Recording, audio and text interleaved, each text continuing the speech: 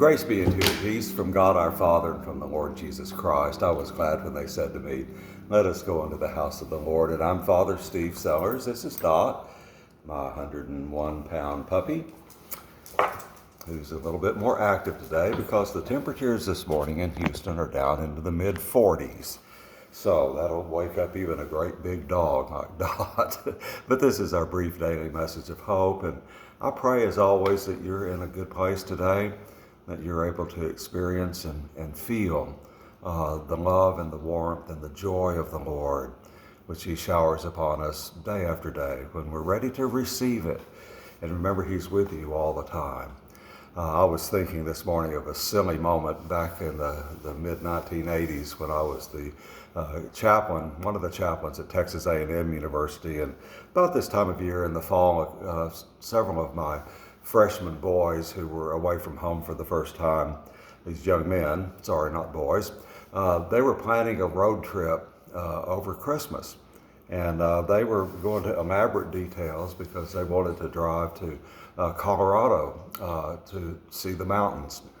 And they were planning it down to the last detail. They knew exactly how many bags of potato chips they needed, and how many cartons, cases of soft drinks they needed, and how many packages of cookies and what type of cookies.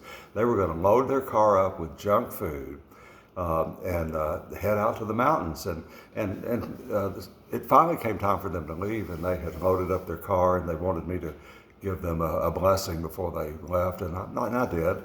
And of course, this was in the 80s. This is long, long before we had GPS or, navigational systems and aids that we have today.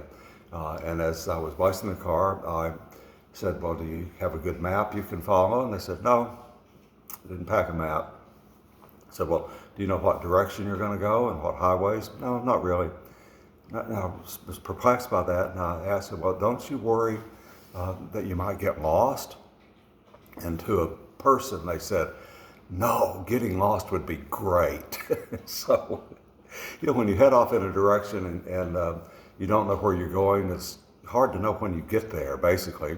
And on the other hand, wherever you go, that's where you want to be. And so they headed off on a trip, made all the preparations in the world, and they didn't pay attention to what direction they were going to go. We do that sometimes in our lives when we forget our spiritual side, when we forget to stay in contact with the Lord who is with us and who loves us. And He is the one who's guiding us through our lives. He is our navigational system.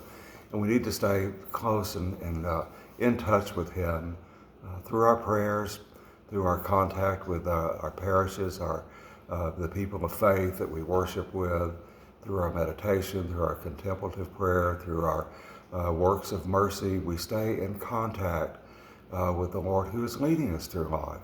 And He knows the way through. And so we need to follow Him. And He's given us His guidebook, His Holy Bible, so that we can do that. And those students of mine, as it turned out, their car broke down outside of Sweetwater, Texas, and they spent a week in a motel eating all their junk food while the car was being repaired, and then they came back. So they never made it anyway, but they were happy because they they got to spend time on the road, as it were. And I hope you have a blessed day. I've been thinking about, in Mass today, we have from Isaiah 12 what's known as the first song of Isaiah. Surely it is God who saves me. I will trust in Him and not be afraid.